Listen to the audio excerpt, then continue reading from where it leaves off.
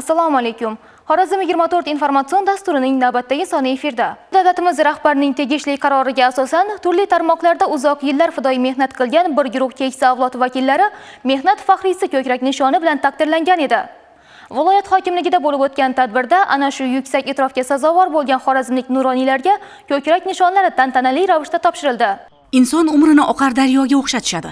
Biroq shu daryoni halol mehnat va elga xizmat bilan to'ldirib yashaganlar yillar to'lqinida aslo yo'qolmaydi. Xiva tumanidan 98 yoshlik Bekyoz ota Ibodullayev qariyb bir asrlik hayot yo'li davomida vohada sanoat sohasining rivojiga o'z hissasini qo'shgan. Quvonarlisi, yillar davomida qilingan halol mehnat o'zining yuksak qadrini topdi. Bekyoz ota qatori Xorazmning 56 nafar keksa avlod vakillari Prezidentimiz tashabbusi bilan ta'sis etilgan mehnat faxriysi ko'krak nishoniga munosib ko'rildi. Viloyat hokimligi binosida ana shunday fidoyi uzoq yillar yurt ravnag'i yo'lida samarali mehnat qilgan keksa otaxon va onaxonlarni tantanali taqdirlash marosimi bo'lib o'tdi. Viloyat hokimi Jo'rabek Rahimov mamlakatimizda keksalarimizga ko'rsatilayotgan yuksak e'tibor, ularning boy hayotiy tajribasi yoshlar tarbiyasida qanchalik muhim o'rin tutishini alohida ta'kidladi. Shundan so'ng ko'krak nishonlar o'z egalariga tantanali ravishda topshirildi. 1954-yilda Xiva ya qabul qilish pekçeler başta koydular. Şöyle karab dursam ya çervağa, kocalıklara cidden kımmata düşüp durarken ondan sonra ben Taşkent bilen yapılaşıp Taşkent'ten bir 600 litrelik sütle çıkaracağım seyfana hep gelip oblastlar süt kabul kılıp süt mahsulatlarına 20 kilo mahsulatı işlem çıkıp öz göçüm bilen sütle oturup kurgan var. Şurada 60 yıldan ziyad 90'sız devlete, çervağa, kolumla yeriçe, eğilime, yurtuma vepip deyip geldi.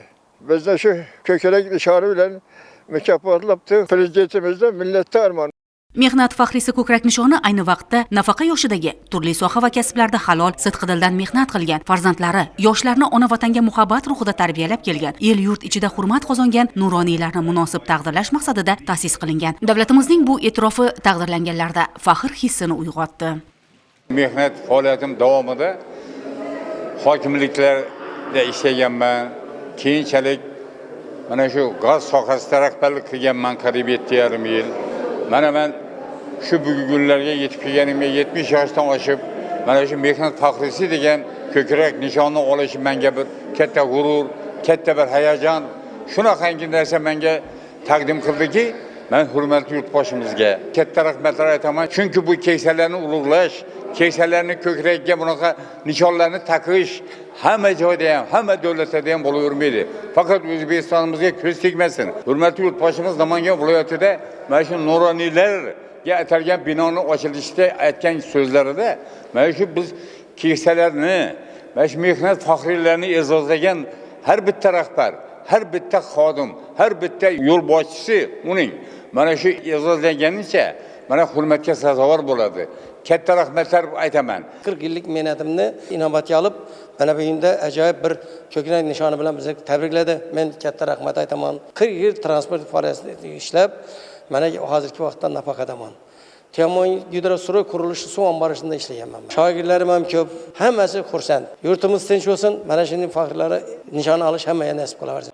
Taqdirlash marosimi samimiyat va shukronalik ruhida kechdi. Tadbir yakunlangach, mehnat faxriylari uchun to'kin dasturxon yozildi. Nuroniylar fayzli davra atrofida samimiy suhbat qurib, ko'rsatilgan e'tibordan mamnun bo'ldilar.